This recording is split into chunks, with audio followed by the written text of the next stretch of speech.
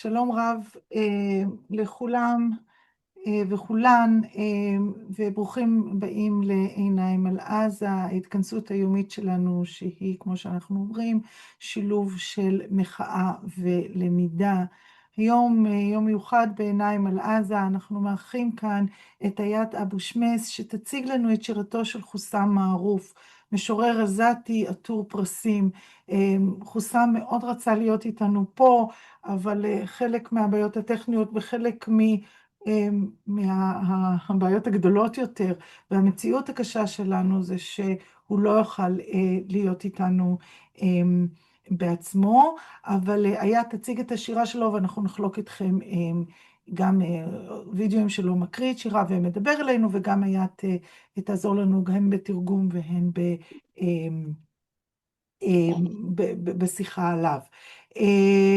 בכל אופן, כפי שהיית כבר תגדיר לנו, חוסם מערוף הוא משורר עטור פרסים, וכשהוא ביקש להוציא את השירים שכתב במהלך השנתיים האחרונות, הוא פנה לאיאת, אותה הוא הכיר במהלך המלחמה, הוא פנה לאיאת וביקש להוציא אותם במהדורה דו-לשונית עברית וערבית. איאת נרתמה למשימה והוציאה ספר נהדר. אנחנו נשמע אותם, את שניהם היום, ואיאת תספר לנו גם על התהליכים שהיו בהוצאת הספר הזה. איאת, תודה רבה מאוד שבאת להתארח אצלנו שוב. הבמה שלך, ואנחנו ביחד גם נסתדר עם כל ההיבטים הטכניים. שוקרן כתיר, שומעים אותי טוב? מצוין. יופי, מעולה. אז ממש תודה איילת על האירוח השני, ובכלל הפעם זה עוד יותר מיוחד, כי זה בעצם עוסק בחוסם, שהוא בעצם משורר, אומן ועיתונאי גם עזתי מן עזה. אספר ממש בקצרה על באמת התהליך, איך זה קרה ומי מעורב בזה. אז לפני קצת יותר משנה, במהלך ממש תחילת המלחמה, תחילת הג'נוסייד, אני וחברתי רחל קורזים עשינו אירוע כזה של שירה מעזה, ואני מיוזמתי פניתי לחוסם שאשר את ההשתתפות שלו באירוע שלנו. האירוע היה בעצם שירה בערבית שתורגמה לאנגלית בלבד, והוא נתן את האישור, ואנחנו המשכנו להיות ככה לדבר ולהיות חברים, מכיוון שיש גם קרבה קצת ככה ממש יפה גיאוגרפית, שהוא בעצם המקור של ההורים של אמא שלו, כאילו אמא שלו במקור היא מיפה, ואני בעצם ההפך, המקור זה של אבא שלי, המשפחה זה מרזה, סבתא שלי, ואז נוצר איזשהו חיבור, והתחלנו לדבר באופן ככה כמעט יומיומי, כמובן גם לגבי הספרות, כתיבה וכל זה, ולאחר תקופה בעצם, כשהוא שאל אותי מה אני עושה וכולי, סיפרתי לו קצת על ההוצאה, הוצאת לאור שבעצם אני אותה מנהלת, והוא אמר לי שהוא רוצה להוציא את הספר שלו אצלנו. אמרתי לו אוקיי, מעולה. לא הבנתי שהוא בהתחלה התכוון לתרגום, אחר כך הוא חידד לי את זה ואמר לי שהוא מעוניין לתרגם ולהוציא ספר שהוא בעצם דו-לשוני. אז הרבה לפעמים שואלים אותי איך שכנעתם אותו או איך שכנעת אותו או משהו כזה. לא היה שום שכנוע, הבקשה הייתה ממנו, הוא בעצם פנה בבקשה הזאת כדי לפנות לקהל הישראלי היהודי, אבל היו לפעמים ככה כל מיני חזרה לאחורה, כל מיני התלבטויות, כל מיני ככה דברים, אבל בסופו של דבר הדבר נעשה בדיוק כמו שהוא ביקש ובקצב שהוא ביקש. אנחנו דיברנו איתו כמה פעמים. יש איתנו גם את רים גנאין שאותה הוא מכיר, שהיא בעצם תרגמה את הספר, והוא דיבר איתה גם על נושא התרגום. זאת אומרת, הכל ככה היה בצורה מאוד שקופה, ובדיוק כמו שהוא ביקש. אנחנו יצאנו בקמפיין ככה, כי לחוסם היה תנאי, לא לקחת איזשהו כסף מאיזשהו ממסד, משהו ככה ישראלי, ציוני, לא יודעת מה, בתוך המדינה. אז הוא ביקש שבעצם שזה יהיה דרך אנשים פרטיים, אנשים פרטיים שמאמינים בפרויקט הזה. וככה בעצם יצאנו החוצה. מי שהייתה בעצם הכי הרבה אחראית על גיוס התרומות זאת בעצם רחל קורזים, שהיא איתנו בוועד מנהל, וככה ארגנו קצת כסף והתחלנו בכל התהליך הזה. לפני שבוע ממש קצת עשינו את הפתיחה, את ההשקה של הספר, וזהו, התחלנו בזה. עכשיו, חלק מהתגובות שאני באמת רוצה להדגיש, היו מאוד מאוד תגובות טובות. הכספים שאנחנו קיבלנו, זה כספים של אנשים פרטיים, בעיקר הרבה מאוד אנשים יהודים מחול שתרמו, שהם מאמינים בזה. יש גם פלסטינים שתרמו, גם מכאן תרמו אנשים. והיו ככה שתי תגובות יחידות שאני רוצה ככה קצת לשים דגש עליהם. אנשים שאמרו לי, את לא חושבת שזה אולי מצב קצת פריבילגי לתרום כסף למישהו שהוא רוצה בעצם להביא אומנות, ספרות לעולם? אנחנו מעדיפים לתת את הכסף למי שבעצם כרגע נמצא במצוקה של אוכל, של אוהל, של מים וכולי. ואני מבינה את התפיסה הזאת, אבל אני רוצה להגיד שאנחנו הפלסטינים, אנחנו לא רק יצורים ביולוגיים שצריכים לאכול ולשתות, אנחנו מעבר לזה. יש לנו תרבות, יש לנו מוזיקה, יש לנו אומנות, יש לנו כל כך הרבה דברים שמאחדים אותנו כעם, ואסור לנו לנסות לצמצם את עצמנו כפיות להאכיל. אז זה למה בעצם אנחנו ממשיכים, ואנחנו ממשיכים להתעקש על הפרויקט המדהים הזה, ואני אשמח גם אם תוכלו ככה קצת, אם אתם יכולים לתרום או משהו ככה לעזור לנו. בצ'אט ככה איילת שמה את הלינק לגבי עזרה, כדי שנוכל בעצם להמשיך עם הפרויקט ולקיים אותו בצורה שהיא באמת מכובדת ומכבדת את חוסאם. זה לגבי ההקדמה שלי. אנחנו כרגע נשמע את חוסאם מערוף, שהוא מקריא שיר שהוא בעצם בחר להקריא אותו, זה אחד השירים המאוד חזקים בספר. עכשיו איילת, את תשימי כאילו, תעשי פליי על הוידאו של חוסאם שהוא מקריא את השיר, ואנחנו גם נראה אחרי זה את התרגום, או שאנחנו גם נקריא, נראה איך זה יעבוד בדיוק. الجنرال يبحث عن تسلية. لا تبكي معي، أريد منك يدا لا أكثر، يدا أعد أصابعها فأنسى الوقت الرديء، يدا تحملني كأنها ترفع دعاء أخيرا لغريق، يدا تغرف من ماء النهر فتخلق حياة جديدة.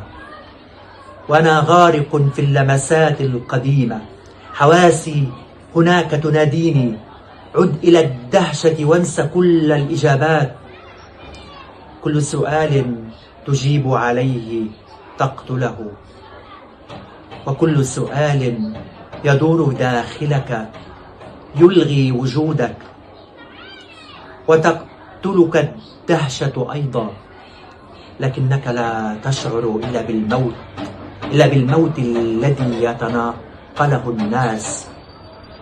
أخبرني كيف أستعيد جزءا مني محته الريح، كيف أرد على الحياة بالحياة وأنا أموت في المنزلق، تسحلني وحدتي على أرض الغريب،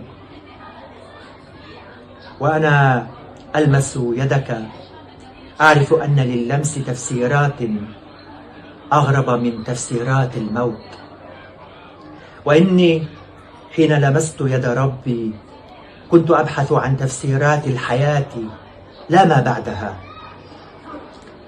الآلام يمكن حملها باليد، يمكن نقلها من بيت إلى خيمة لتروي قصة شعب لا يجيد الانتحار.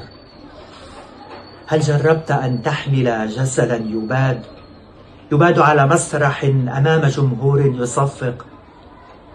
دوما كان المكان ضد أبطاله في هذه الرواية، ويأبى التاريخ أن يخيطوا لباسه إلا بالدم، فالجنرال يبحث عن تسلية في بلادي. لا تهمني صورتي قبل موتي، أنا اعتدت على هدم الأماكن بالنظرات، ولا تهمني الغاية من وجودي في غابة تعلق الموت على الشجر بدلا من الثمار. الآلام يمكن جرها في الشارع ليلا، الآلام يمكن جرها في الشارع ليلا، لكني أخاف أن يظهر صوتك بين الأصوات. وأنا الذي لطالما جريت خلف النار ومثل ساحر خزنتها في فمي. تلك النار التي أحرقت مدينتي كاملة، لكنها لم تحرقني. הגנרל מחפש בידור. אל תבכה איתי, אני זקוק ליד אחת בלבד, יד אחת שאמנה את אצבעותיה, ואשכח את הזמן העקור. יד שתישא אותי כאילו היא מרימה תפילה אחרונה לטובע, יד שתשאב מים מן הנהר ותברא, חיים חדשים. אני שוקע במגעים ישנים, חושיי קוראים לי משם, חזור אל הפליאה ושכח את כל התשובות, כל שאלה שאתה עונה עליה, אתה הורג אותה, וכל שאלה שחגה בתוכך מבטלת אותך. גם הפליאה הורגת, ואינך חש אלא במוות הנמסר מיד ליד. אמור לי, איך אשיב לעצמי חלק שהרוח מחכה? אני אשיב חיים לחיים, כשאני גבע במורד התלול, ונגרר בבדידותי על אדמת הזר. אני רוצה את ידך שתלטף את גופי לתכלית שזורמת בעורקיי, שהרי השארתי את אלוהי שם לפני המלחמה, ואני חושש לשכוח אותו. שהרי השארתי את אלוהי שם לפני המלחמה, ואני חושש לשכוח אותו. כשאני נוגע בידך, אני יודע שלמגע יש משמעויות מסתוריות, אפילו יותר מפרשנויות המוות. וכשנגעתי בידו של אלוהי, לא חיפשתי את פירוש המוות, חיפשתי את פירוש החיים. אפשר להרים את הכאב בכף היד, אפשר להעביר אותו מבית לאוהל כדי לספר את סיפורו של עם שאינו מיטיב להתאבד. האם ניסית אי פעם לשאת גוף שנטבח על במה מול קהל שמריע ברעש? תמיד היה המקום נגד דבוריו בסיפור הזה, וההיסטוריה לא תתפור את בגדיה אלא בדם. הגנרל מחפש בידור בארצי, לא אכפת לי מתמונתי לפני מותי. הרגלתי את מבטי להחריב מקומות, לא אכפת לי מתכלית קיומי ביער שתולה את המוות כפרי בוסר על כנפיו. אפשר לגרור את הכאבים ברחוב, בלילה, אבל אני פוחד שקולך יצוף מבין הצללים, ואני, שתמיד רדפתי אחרי האש כמו קוסם, אגרתי אותה בפי, האש ההיא ששרפה את עירי כולה, אך אותי היא לא שרפה.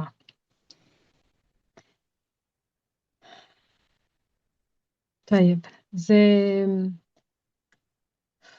זה השיר של חוסם, וגם בשיר הזה אנחנו הקרנו אותו, שבעצם באירוע ההשקה ביפו, שאותו הוא בחר. איית, תודה רבה, וגם תודה לחוסם. אני רוצה כמה שאלות בכל זאת, אולי ממש מהר, שאנשים שאלו, א', אם תוכלי להגיד מי המתרגמת, ושוב לחזור על שם ההוצאה. אני מזכירה שאם תגללו למעלה בצ'אט, אז יש את כל האינפורמציה על ההוצאה, ואיפה אפשר להשיג את הספר הבאמת באמת יפהפה הזה, עם תרגומים גם כן נפלאים. אוקיי, אז מי שתרגמה, כבר אמרתי את השם שלה ואני אגיד את זה עוד פעם, זאת רים גנאים, שהיא מתרגמת באמת ממעלה ראשונה, היא עבדה איתנו בצמוד על הספר, היא גם מכירה את חוסם מלפני זה, אז היא עבדה איתו ישירות. זה לגבי המתרגמת. ההוצאה זה הוצאת מטען. בעצם מי שייסד את העמותה הזאת זה היה מקסים גילן לפני שנים, וזה בעצם זה הפרויקט החדש כרגע, כשאני בעצם לקחתי את הניהול, אז זה הפרויקט הראשון של עכשיו. אבל לפני זה עשינו המון פרויקטים, גם הספרים שלי, ספרי השירה שלי פרסמו דרך מטען, פרסמתי 2 ספרים והם פרסמו גם דרך ההוצאה הזאת. זה ככה לגבי מטען. מה עוד יש שאלות? כי אני לא... עידו שואל על מי ששמענו רק שיר אחד, ושמענו אותו מדבר, ובדיבור שלו הוא מפויס ואפילו אופטימי. האם גם השירים הם מפויסים ואולי אופטימיים, או שיש בהם יותר באמת כעס או שנאה אחרי כל מה שקרה? וואו, צריך באמת לקרוא את הספר כדי להבין, אבל יש המון כאב, יש גם כעס, יש כאב. אני לא יודעת מה הכוונה בפיוס, אני מניחה שכל אקט כזה שהוא בא ומדבר עם צד שני ורואה אותו באותה משוואה כבן אדם שקורא שירה וספרות, אז יש משהו כאן שהוא פותח, אבל אי אפשר לשים את זה בצד. הבן אדם הזה עבר ג'נוסייד, והבן אדם הזה הוא בעצם כתב את השירים תוך כדי הרעבה, הפצצה, מוות בכל עבר. אז זה דברים שאנחנו צריכים לקחת בחשבון ולהסתכל עליהם. אם מישהו חושב כאן שיפתח את הספר ויראה שמיים כחולים ודשא וכולי, אז לא, לא כל כך. יש דברים מאוד קשים, ועדיין יחד עם זאת אני רואה את כל האקט הזה כאקט מאוד אמיץ וחשוב, ויש בו משהו שהוא פותח. הרי הוא אומר את הדברים כאן בצורה שהיא מאוד מאוד גלויה בסרטון הזה עכשיו שראינו. הוא לא מסתיר את מה שהיה, הוא לא מייפייף, הוא לא מתייפייף, הוא אומר את הדברים בצורה שהיא כמו שהיא בדיוק, אבל יש כאן אקט שהוא מאוד משמעותי. אני גם אציין שחוסם הוא בעצם המשורר הראשון שמתרגם את כל הספר שלו ומוציא את הספר שלו כאן במדינה, לא רק בהוצאה שלנו באופן כללי. אז זה אקט שהוא מאוד מאוד פורץ בעיניי לפחות. אני רק אוסיף, כי אנחנו באמת חייבים לסלם, כמי שקראה את הספר והייתי גם בהשקה ביפו, השירים הם באמת מדהימים במורכבות שלהם, וביכולת להכיל דברים מאוד מאוד מאוד קשים, ובכל זאת לצאת איתם החוצה ולדבר אותם ולתקשר אותם, ואני חושבת שיש פה גם שירה מאוד מאוד מורכבת כשירה, גם אמירה פוליטית מאוד מורכבת וגם אמירה אנושית מאוד מאוד מורכבת, ושזה באמת החוזק של הספר וגם של השירים, ולכן אנחנו מודים לך מאוד, איית, שהבאת אלינו את הספר הזה, ושבאת אלינו שוב פעם לדבר. תמסרי גם לכולנו מחוסם שאנחנו שמענו את המילים שלו, והקשבנו, ושחשוב לנו לשמוע ולהקשיב לו, ושאנחנו קוראים בהם, ותודה רבה לו, ותודה רבה לך על המעשה האמיץ, על העבודה המורכבת, על זה שהבאת את כל זה אלינו לכאן. ביום חמישי אנחנו נהיה כאן שוב בעיניים על עזה. תודה לכולם שהייתם איתנו, סליחה, ותודה לסבלנות על הבעיות הטכניות, ואנחנו נתראה שוב ביום חמישי. להתראות. תודה, שוכרן, יום טוב.